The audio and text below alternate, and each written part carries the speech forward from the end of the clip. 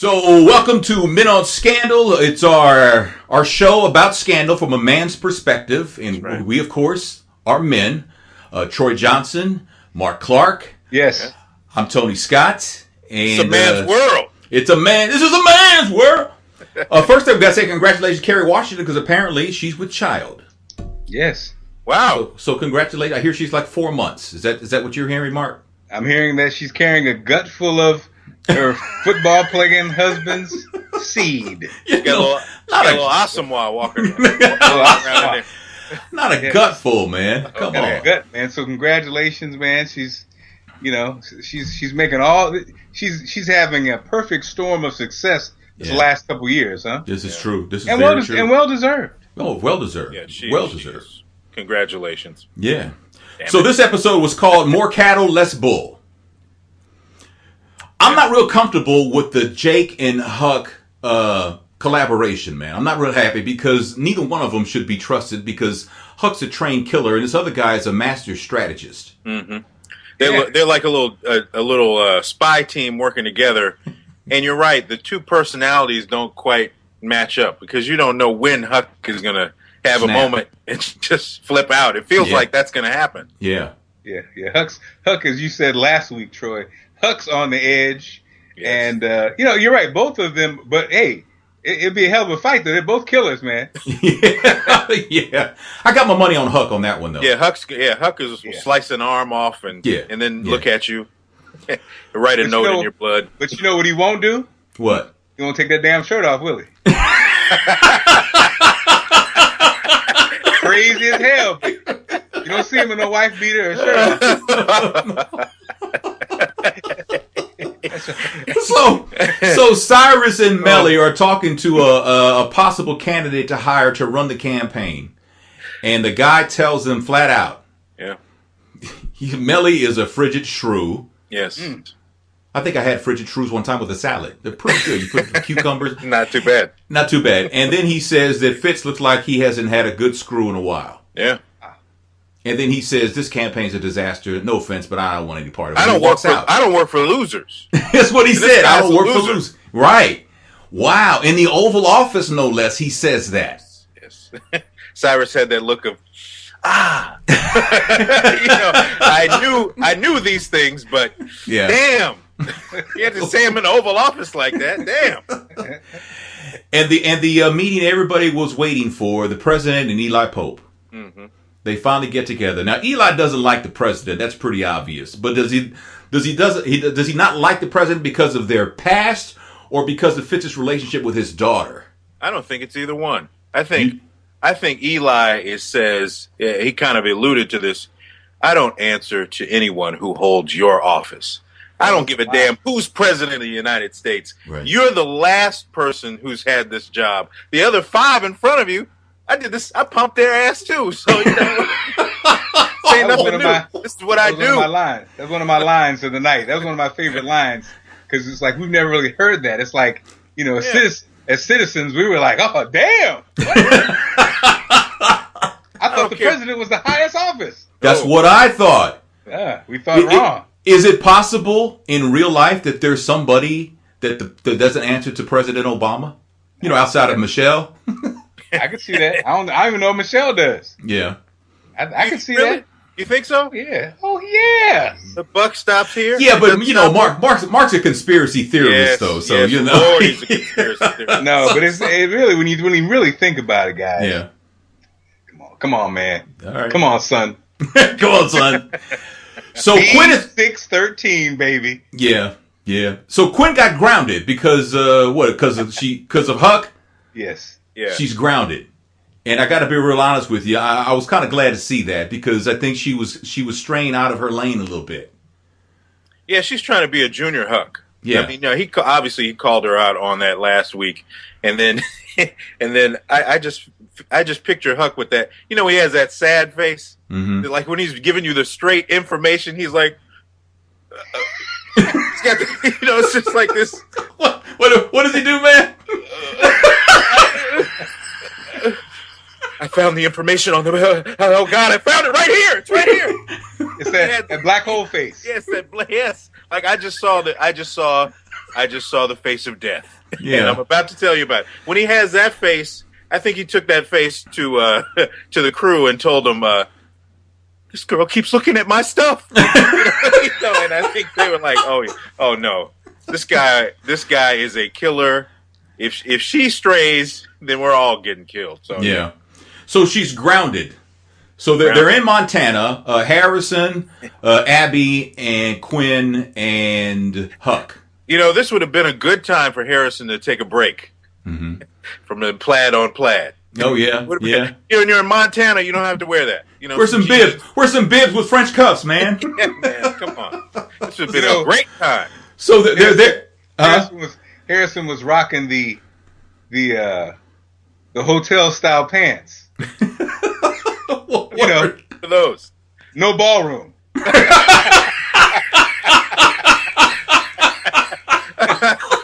Man, he got his suspenders hiked up. He was like, he had a Bojangles suit on. It's like 1923 again. Man. Dudes, man. I don't know. So the lie of the night to me, that was a costume from Boardwalk Empire. I don't know. so the lie of the I thought I saw some spats. I don't know. I'm just saying. So they're in Montana to try and figure out Josie Marcus's situation with his baby she gave up when she was 15 years old, and then Cyrus sends Ethan, his little gunsel, to Montana to try and turn the tables on Josie. And he gets the tables turned on him because it's Olivia Pope and Associates. They play hardball. So the line of the night to me was, "We got poped, sir. We got poped. We got poped." T-shirts and hats available. Men on Scandal. Get them. Hey, we're gonna sell them this week, man. Because that's that. Come on, that's the one. That's the Get one. Poped with Men on Scandal. There you go. There it is. Print them up. So the president. Well, we find out that Josie Marcus's sister is her daughter. Yeah. But let me go back. Let me go back before. Let me go back before because I thought that when Jake got picked up off the street, I thought Eli had summoned him, but it turns out it was the president. Yeah. That summoned him, and the president tells that. See, they may be bros from back in the day and stuff like that, but Fitz put it out there. You were supposed to just watch her. Is what he says. And of course we all know they slept together and see that's the thing. See men we can't do that. We can't do that, I can't have Troy come to my house. I gotta go out of the country and Troy comes to the house and he bets down my wife. Right. And then we're gonna and then you think he's gonna be on the next episode of Men on Scandal? Hell no. Could we at least play basketball? No.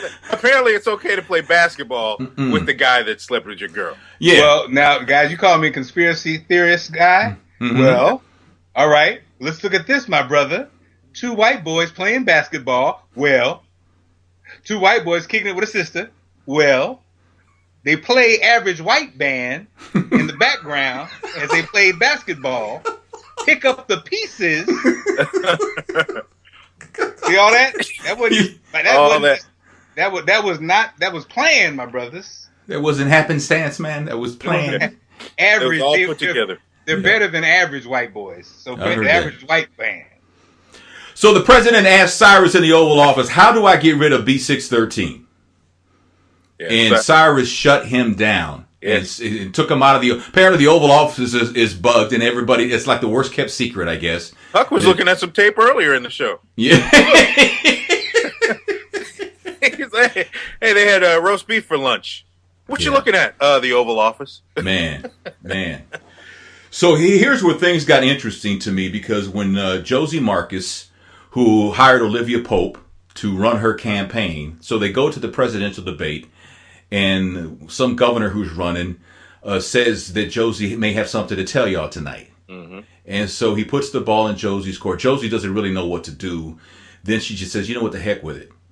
And she tells the story about how 30 years ago when she was 15, she had a child. Yeah. Right? And then she told the story about how she thinks of that every day. And, and by the end of what she said, like, who said that? Cyrus, she's America's sweetheart now. Mm-hmm. You know, she could have walked across the Potomac back to her hotel because she could walk on water after that. That's true. You know, well said, Tony. Well said, my brother. Yeah. I mean, I was like, man. I mean, she hit it out of the park. And then Cyrus, Olivia Pope, the gift that keeps on giving. And then Josie Marcus fires Olivia Pope. She said she ruined her life. You fired Olivia Pope because you did what she told you to do. You hit it out of the park.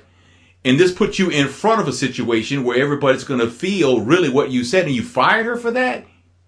Well, two things were going on. One, she gave a mea culpa to the world. Mm-hmm. But the problem was her sister slash daughter. Mm-hmm. Let's call her her sister daughter. Her sister daughter. Her daughter. Sister daughter. My sister daughter. She had to hear that while she delivered it. Didn't have a heads up. Didn't know what was going on. And hey, you're my mom. What? I don't remember this part. So I think she knew that the mistakes that she made, and she knew that this is the moment of reckoning, and it happened in a non-controlled situation. Mm-hmm. Happened when her daughter had to hear it live, just like everybody else. So she was like, "Hey, you fired." I didn't want to do this, but I had to do it because I got called out in the middle of this in the middle of the debate. So I was telling my wife, that I would say saying it's fairly common is an overstatement. Mm. Yeah. But that whole sister-daughter thing happens a lot more at least in this country than we actually realize. Yeah, yeah. I can't even imagine that. I mean, I'm shocked that you think that way. I'm not saying I think you're wrong. I'm saying I'm shocked because I just can't imagine why somebody would do that. Well, I worked with somebody many years ago in Really? Houston at a radio station, and she had that situation. My ex-wife, may she rest in peace, she had a neighbor who had a situation like that. Damn it. Yeah. If you're the baby in the family, and your brother and or sister is like 20 years older than you, it is. If the next sibling from you was ovulating when you were born, wow, you might need to look close to that picture. Look at that family picture. If you look dead like your brother, your older brother, watch it. And it's okay. I mean, it's all in the family. Is it okay? It's not okay. Man. Daddy, okay, brother, Mark. Daddy, brother, whatever. Yeah. Mark, that is not okay. That's not okay. So moving forward, Fitz falls into the trap that every man who's cheating on his wife falls into. He gets on the phone in the house with his side piece, thinking that his wife is not listening. And there he is in a bathroom on the phone with Olivia Pope, and there's Melly right outside the door. He didn't even close the door. The door was cracked. Every man who cheats on his wife does that. We always fall in that trap. We think that she's not listening. If you're in that house, she's always listening. I mean, come on, man. Well, and now I made a note of that because I think those moments are interesting because I think I put down girly moments. What do you guys think? I mean, in my mind, I imagine that lovey-dovey thing, which I will say, I know my wife loves those moments. She loves their relationship. She loves because I think it's we've been in those relationships when you're not necessarily cheating on anybody, but when you're in that lovey-dovey stage and you look forward to the call. You ache because you can't talk to them and stuff like that. Yeah. And so I put down girly moments, but do you think that resonates just as much with guys? I think it would resonate more with women, but I could be wrong. What do you guys think? I think it depends on the guy. Well, what do you guys? What do you guys? For me, yeah, I would have. I mean, I'll admit it. I mean, I've been with my wife 27 years, but I when we dated, I can remember times missing her so much that it hurt. Yeah. Yeah, I remember that as well. Yeah, it's back in 19. No, but really, you're right. I mean, if you're into a person like that, obviously Olivia and Fitz they have codependency issues. The child went into the trash can to get the phone out. She's thirsty. She said it in the call. She's like, I snuck away from Melly to make this call. Well, I got the phone out of the trash. So, I mean, they obviously I think that probably resonates with a lot of people, like you said, because that's a real life moment that somebody's gone through. And when you know that you can be honest and open, even though this is obviously a shady situation, but you can tell somebody and you know they're going to be, it's okay because I'm just as crazy as your ass is.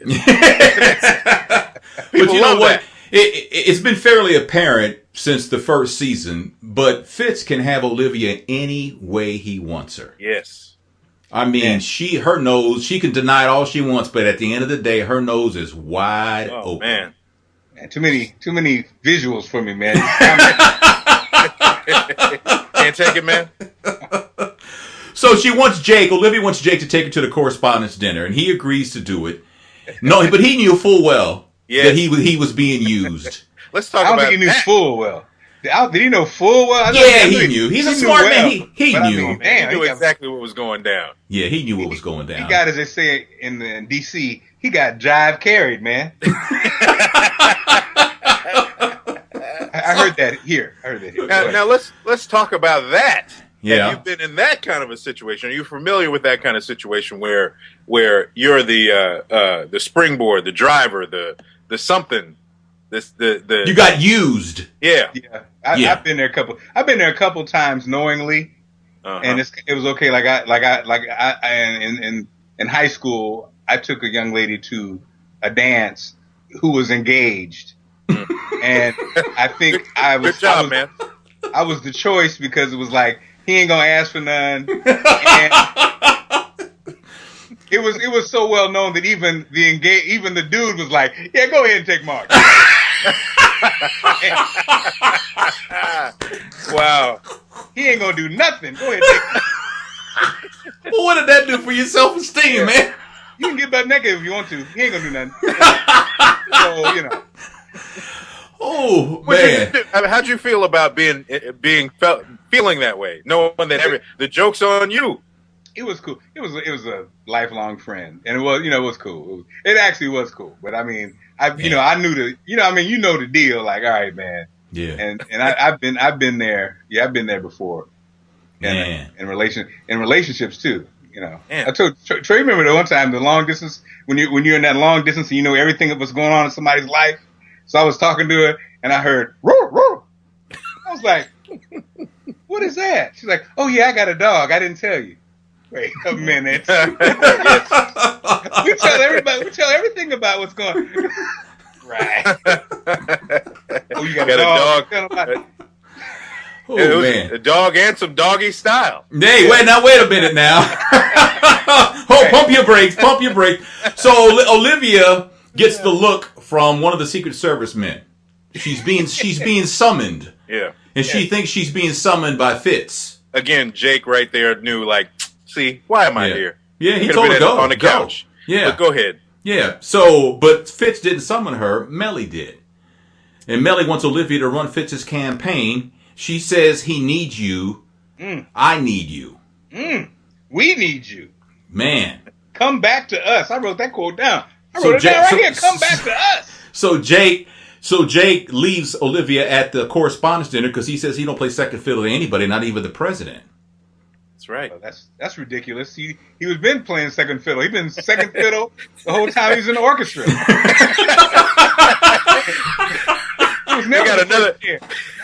They got another night at the Grand Ole Opry tomorrow.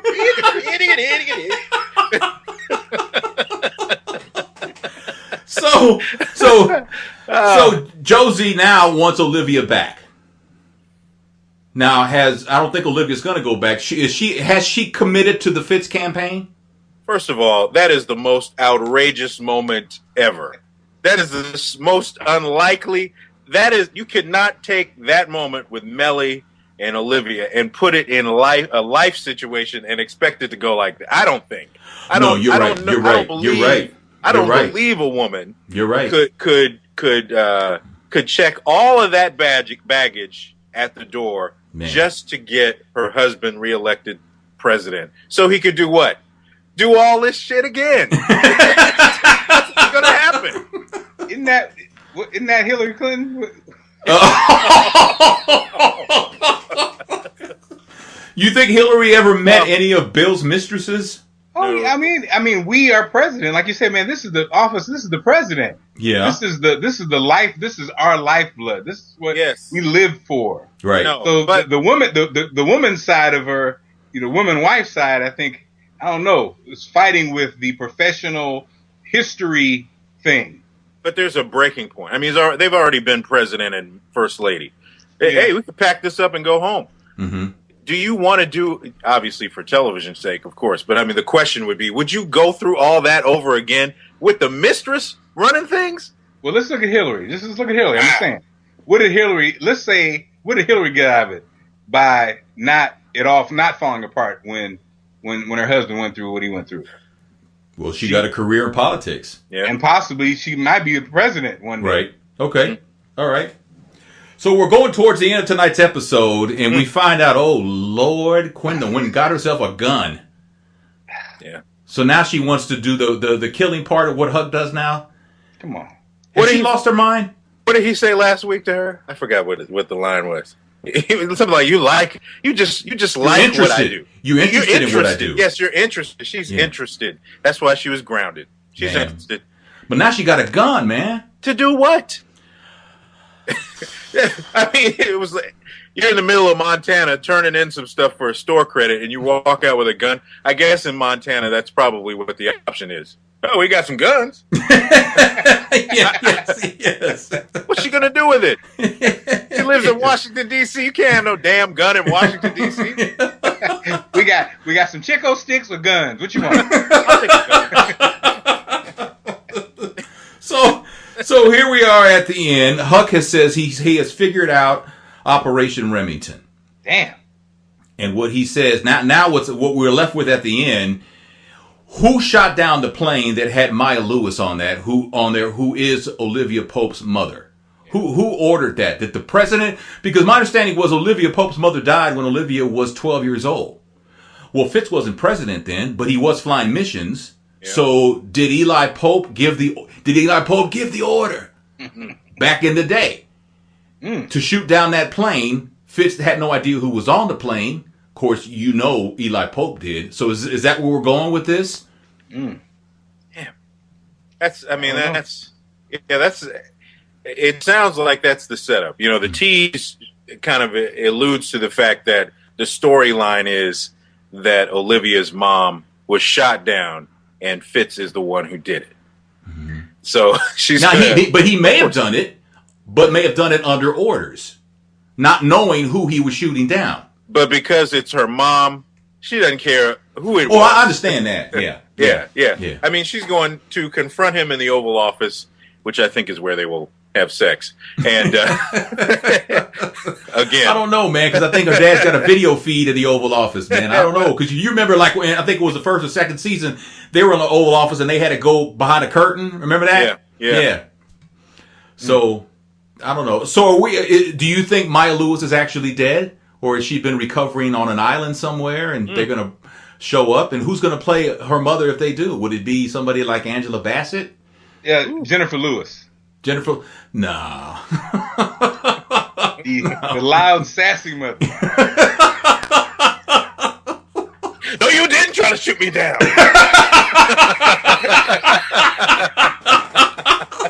You can't be shooting people down over Sweden. That ain't right. Man. Well, we have run completely over our allotted time. Oh well. Man. But we've had a good time doing it. We didn't even talk about the vice president going into the men's restroom. What was that about? Her line was, I didn't come here to urinate. She's talking about running for president as an independent. Yeah. And sidebar here, my understanding is the woman who plays the vice president is actually Richard Burton's daughter. Really? Yeah. I did not know that. That's what I'm hearing. She did not get her father's good looks, I guess. Oh, ouch. She's a fine-looking woman. She is. She's a fine-looking woman. She waited a minute to blow up, though, didn't she? Yeah, she did. Yeah, I've been working on this show for a minute. I'm 65 years old. You know what? Stop that. It sounds like my career. You better take notes. It looks like I'm getting that same path. I'm gonna blow up at 67. That is Men on Scandal. If you would give this a thumbs up, subscribe to the channel if you want to. I got some email from somebody. You can send comments to comments@menonscandal.com. Somebody says, I like the way you guys follow the flow of the show when y'all recap. Y'all ain't jumping around and all that kind of stuff like that. So I appreciate that. Much love to Shonda Rhimes, the creator of Scandal, because she actually retweeted and told people who follow her to check out Men on Scandal. We love our male gladiators. That was awesome. That was awesome. And we're planning to go to L.A. for that conference. Oh, the meetup there. Yeah, that's going to be awesome. Yeah. So we're looking forward to that too. Yeah, very good. So thanks again so much for watching Men on Scandal. I'm Tony Scott. That is Troy Johnson. That is Mark Clark. And leave a comment down below if you want. And again, comments@menonscandal.com is the email address. We'll see you next week.